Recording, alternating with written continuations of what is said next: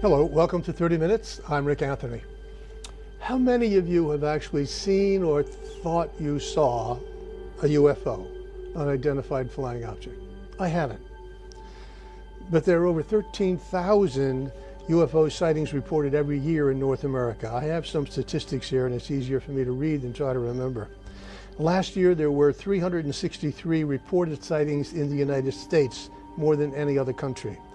29 each in Texas and California, 17 in Pennsylvania. 82 sightings took place within 100 feet of the person who was reporting the sighting. And last year, the New York Times reported that the Pentagon admitted that they had had a special task force funded from a line item in the budget that doesn't appear to anybody else. Nobody knows what's in there. But the money was coming from that dark side to fund a UFO project, which they claim has since been abandoned, but there's evidence that it continues. So what's going on? And are we alone in the universe?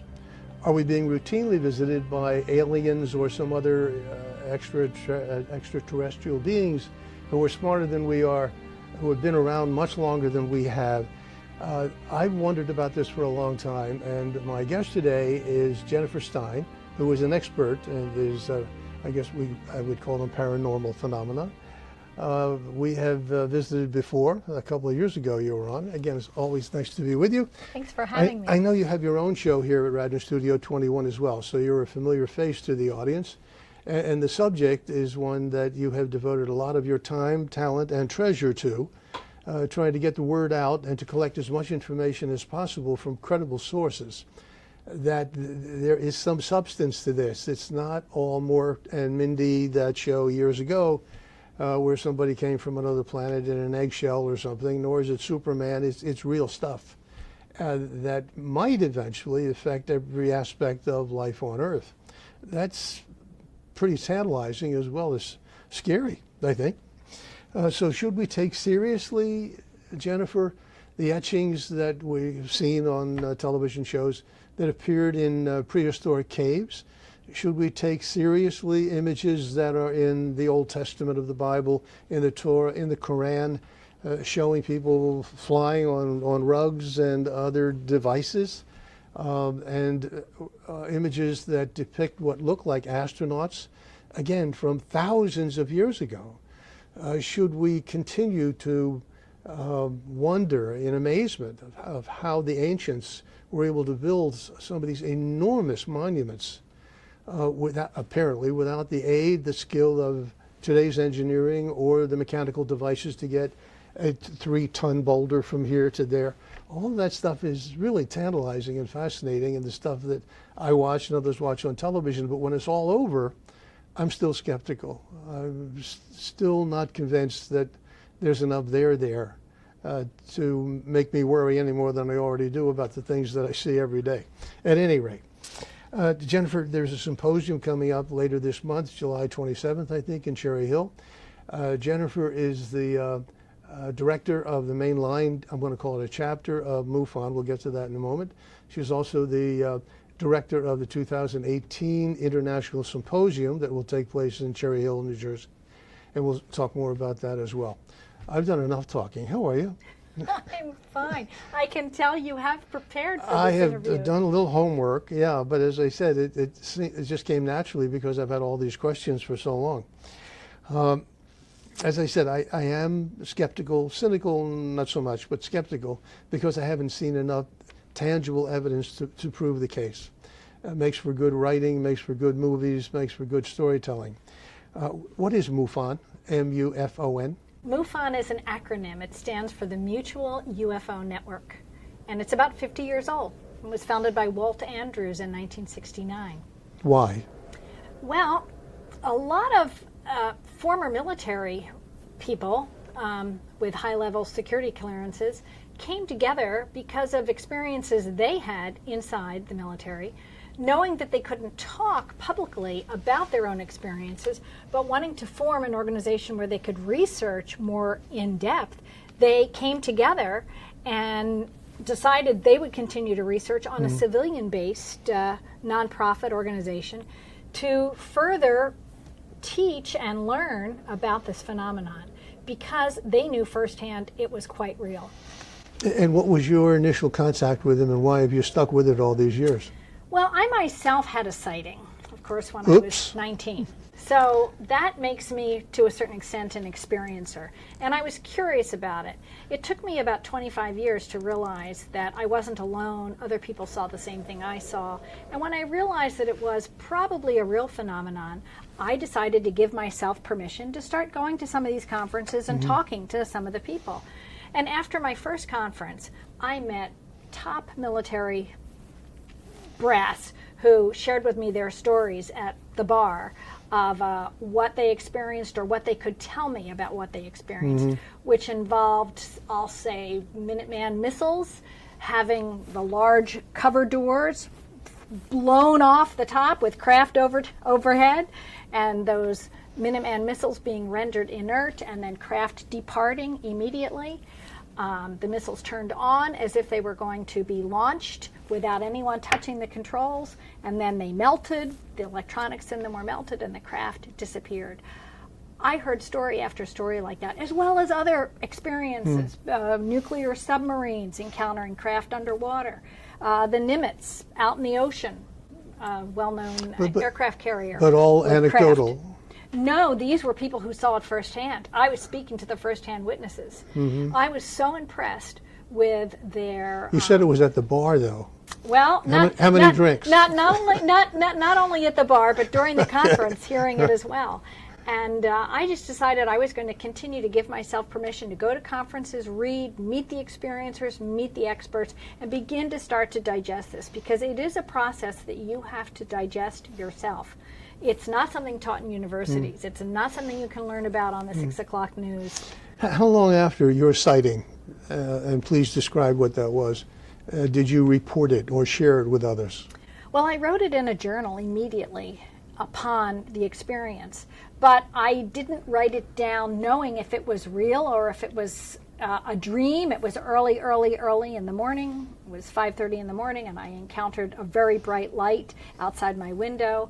Watching it from about a mile and a half away, about 45 degrees on the horizon, and it was still like dawn out. It wasn't. There was no color yet. It was still like black and white. Right, the sun hadn't completely come up yet, and I was curious what this was, and I was watching it, and it wasn't. It didn't seem to be maneuvering, but it was a rectangle of white light, which didn't look right. I mean, if you were holding your hand up, you know, you could put maybe 2 quarters together end to end, and that's how large it was. And it was strange. What's a rectangle of white light doing in the sky, not moving?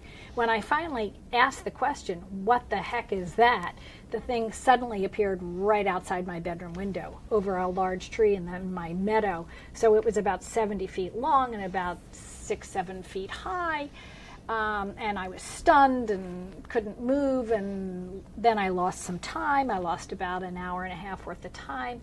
So I was quite perplexed about this.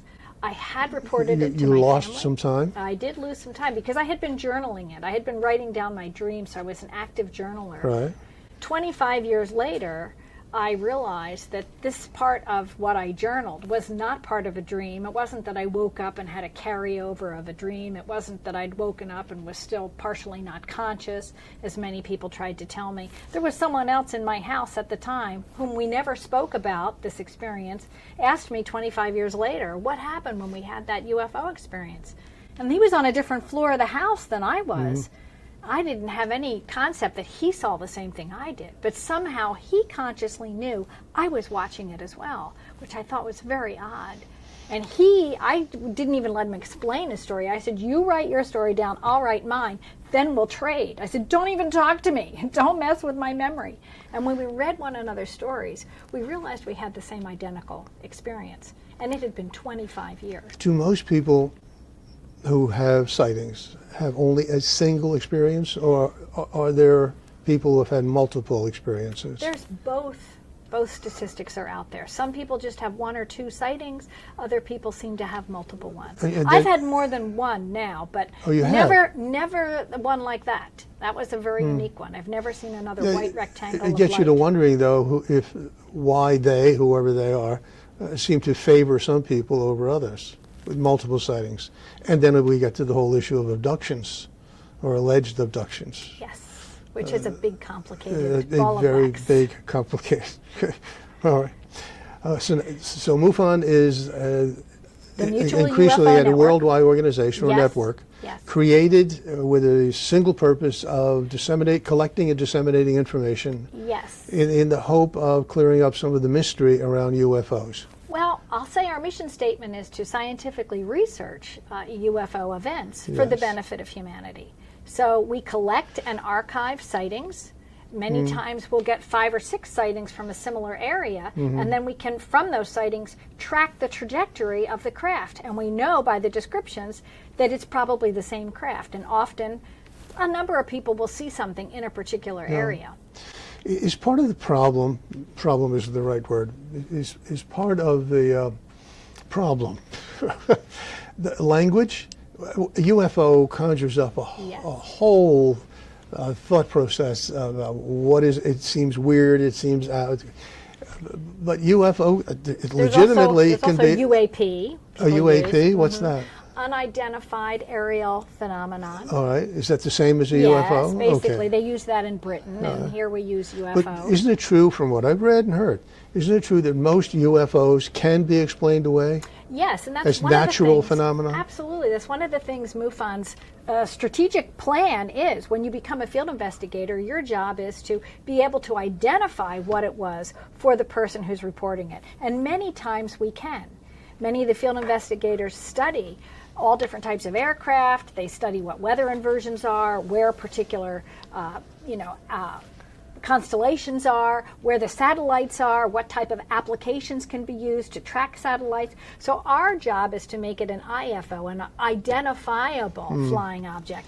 But when we can't, when we need to put in the file that it is a unidentified object. So when you are a field investigator and you go in and look at the numerous reports that are made, you can see which ones have been identified and which ones have not. What was the project the U.S. government had underway? It was called Blue Book. Yes. J. Allen Hynek worked on that project. Why was that abandoned? Well, At least, what's the speculation as to the why? speculation is if the government is actually collecting data, then at some point the government should report back the results of the collection of that data. And I think they didn't want to because the statistics were lending towards 33% of the reports were unexplained. So they decided to falsify the records and say only 3% were unexplained, which is interesting. And then they just closed the project, because they didn't want to be the collector of data, having the American public think that the government was going to then either protect them from this phenomenon or explain to them what this phenomenon was. So if they clearly didn't pay attention to it or weren't bothered by it, then they didn't have to deal with it. But when they closed the public sector, called Blue Book, they certainly continued to research the topic. military. For sure they did. Do other countries handle this differently than we do here, or have here? Yes and no. I think there's been a similar protocol to sort of ignore or keep quiet research within until enough data is known. But many other countries have been more forthcoming with their data, like Mexico. There was a large announcement in May, I think May 5th, 2004, of a major flotilla that was was Mexico City. I remember reading about And that. Yes. it was the F-16's fighter pilot footage they released, and the dialogue that took place in the cockpit. It was quite compelling. Now, we've recently done that too. The Pentagon released in footage with Luis Elizondo coming forward on December 16th. Travis Walton, Yes. whom you know, with whom you've spent a good bit of time, his more than one book, and the film, Yes. Fire in the Sky. Was the original Paramount picture film. Yes. And then I was involved in making a documentary about Travis called Travis, The True Story of Travis Walton, which is a documentary, not a fictional film or a Hollywood feature Is that film. the more recent? Yes, The one you were involved in? documentary, it was made for the 40th anniversary. You were a co-producer, I think? I was the executive producer and a co-producer. I handled And a many funder. jobs. And a funder, and a camera person, and an editor. Yes.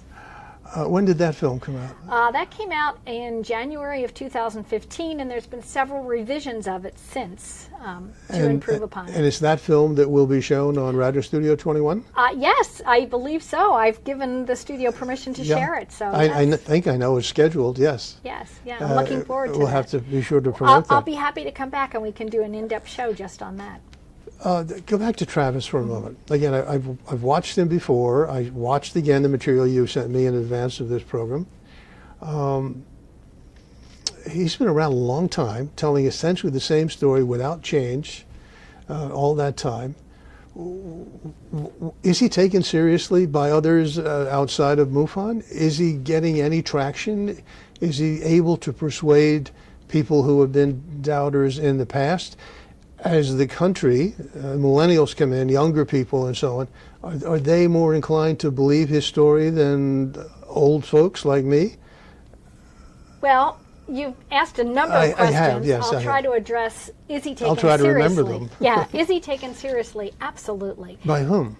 Most people who have the opportunity to hear Travis speak, to read his book, they meet him, or they see the film and then they seek him out or email him, they're usually very impressed with Travis.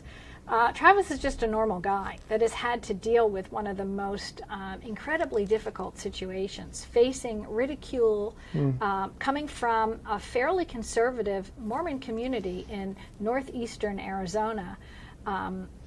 He's had to develop the ability to be authentic and be honest and forthright as best as he can, and I'm very impressed. As far as you know, has he ever been threatened by the government, for example? Not that I know to stop of. talking about this? Not that I know of, but he was threatened by people in his own town. He was even somewhat threatened, and so were some of the members of the crew, by some military people in the early days when the story broke. Did his colleagues, the crew, other 6 members, I think, of the crew? Correct. Right. Did they benefit in any way as a result of this story? No, it According destroyed to the film, they look like ordinary people still living in their hometown for the most part. Well, Travis is the only one that stayed in his hometown. The rest of them moved away. This destroyed most of their lives and their relationships. They lost their jobs as a result of this event. Overall, the net result is no, they didn't benefit in any way from it, and in many ways, permanent suffered. doors were closed to them. Yeah.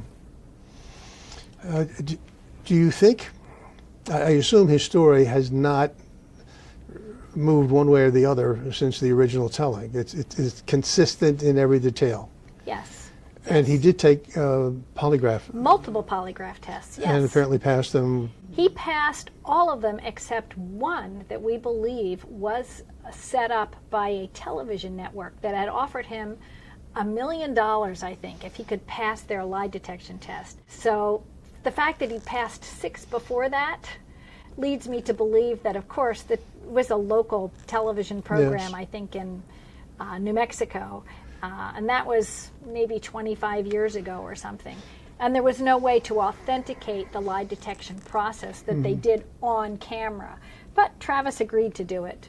And of course, they made him appear as if he'd not passed the test. How did the 1993 film, Paramount film, misrepresent his story?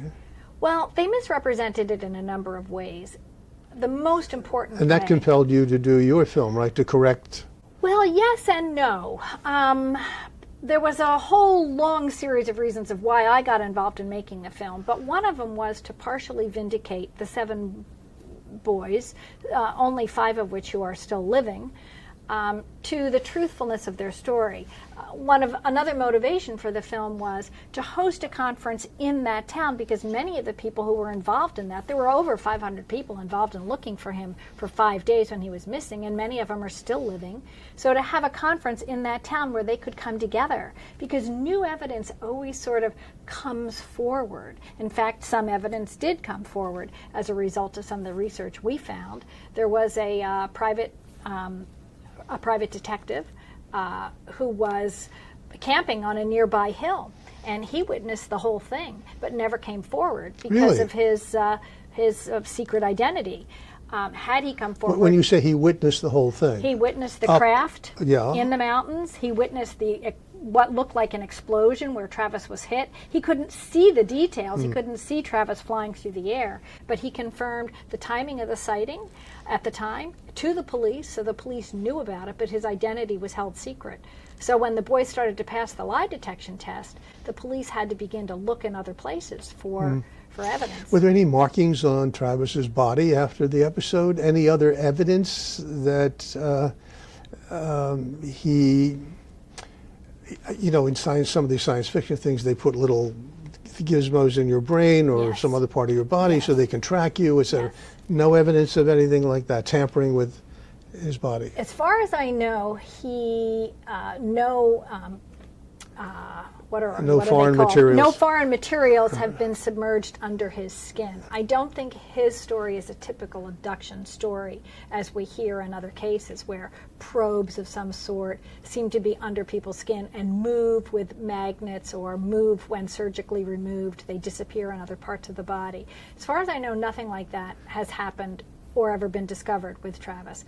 But he did undergo medical tests immediately after he was returned. He did suffer from dehydration. He had lost about 10 pounds worth of weight. He was starving. He was somewhat, I would say he had post-traumatic stress from the experience, but he had full and complete recall of the parts that he did remember while he was on board that craft. He did not have to go undergo hypnosis to be able to recover those memories. He had them the moment he woke up on the street outside of Heber where he was returned. But he reported, if I remember reading this correctly, what I think were referred to as two species, Yes. a tall and a shorter. Yes. When he woke up on board the craft, he had what looked like small 4-foot, large-headed gray aliens, 3 of them, Which fits looking this- over him.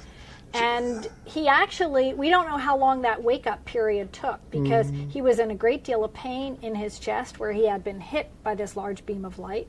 And he seemed to be going in and out of consciousness. So he may have, the waking up process could have been a 20-minute period, or it could have been 2 hours or 2 days. We're not quite sure. But when he finally came to full consciousness and was able to focus his eyes, which he was having difficulty, he saw these gray beings. Since there have been so many people who have alleged abductions, and as you indicated earlier, they have probes, there have been stuff done to them. Yes. Why have their encounters not been as celebrated as his? Well, many people are returned within an hour to 3 hours or 4 hours or a day. Travis was missing for 5 days, and there was a huge crew of people looking for him because he was being suspected that the boys had Yes. murdered him. So this broke in the news as a homicide story, a missing person story, and a UFO story. And you can imagine the media went wild with people on the phone from all over the world calling the police, in the area, and the sheriff. Okay. In the time remaining, let's talk about what's coming up. Okay. First of all, your film, the title of which is? Travis, the True Story of Travis Walton. All right. And it's a documentary film. It's 90 minutes, and it will be screened at the conference for free for the general public that want to come in to a free film festival we have going on. Where in It's Cherry at- Hill? It's at the Crown Plaza in Cherry Hill, New Jersey, which is on Marlton Pike. And Is it open to the public? yes, it is, but we to actually get into the full lectures, which happen Friday night, all day Saturday and Sunday, there is a fee to come in. But we do have some free lectures that will be held Friday morning with 2 speakers. Travis Walton is one, and Lynn Katai is another. Dr. Lynn Katai, originally from the Philadelphia area, wrote a book about the Phoenix Lights, America's largest mass sighting. She also did a documentary film, which we will also be screening as part of our free film festival. How much is the ticket for those who might be interested in getting into the closed sessions? The closed sessions have different prices if you want to buy them individually. I think it's $199 for Friday night. Then I think it's about $120 to $150 all day Saturday and Sunday. But we do offer a student discount of $99 with a student ID and a second form of ID. How many folks are you anticipating? We'll probably have around 500, but we could very well have 600 to 800, depending on who decides to show up. And is this an annual?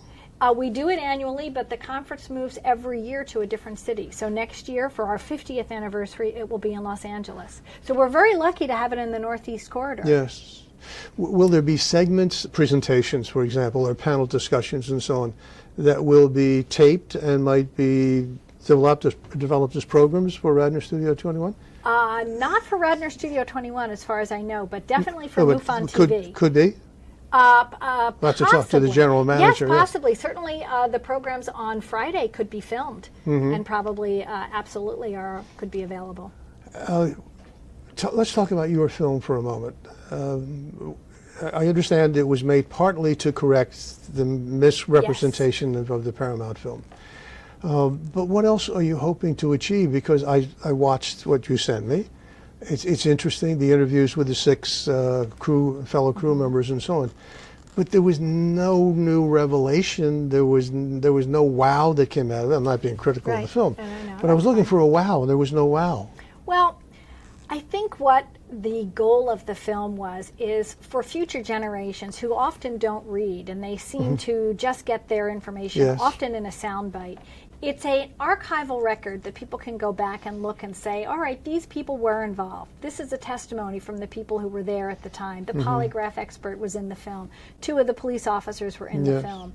And we do have some tree evidence, which is actually quite stunning. In the newer versions of the film, we show that there was rapid tree growth only on the side of the trees in that clearing where the craft had been, and not on the opposite side of the tree. And the only way that possibly could happen is maybe from exposure to radiation. And looking at other white papers, say in Chernobyl, where there was a major, radioactive nuclear accident, similar trees, the Scott pine trees, grew at a similar 33% growth increase in the first 15 years after the event, as is the case in these Arizona trees. So there is some anecdotal evidence. It's after the fact, but it's still fairly profound. And we also tried to address the debunking issue. People do not really understand why the topic has been debunked, and we don't have time to get into that here. But we addressed it in the film, the issues that all these crew members faced.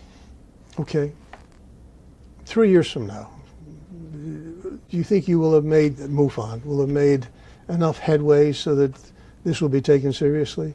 Or do you believe that in 5 years, the government or governments will finally open the filing cabinet and say, look what we've got, and still not sure, but maybe you should start thinking about this? Well, I don't know how much time I have to answer that question, but it's certainly a hot potato. I think it's like a hot potato that gets passed around a lot, and nobody wants to hold it for too long because it's just too hot. Yes and no. MUFON's been at this for almost 50 years. This is our 49th year.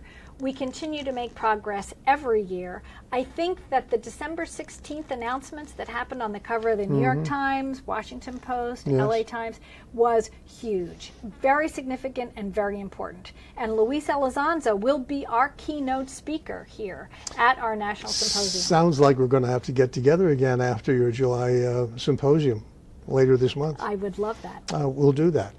My guest today has been Jenn Stein. She is as you can tell, eloquent spokesperson for MUFON, the movement, and for those of us who are still skeptical, at least developing a rational, cogent argument that there's enough evidence to at least give this a second look, and maybe even a third.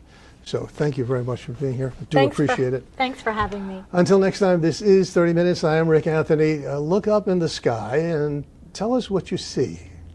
Take care.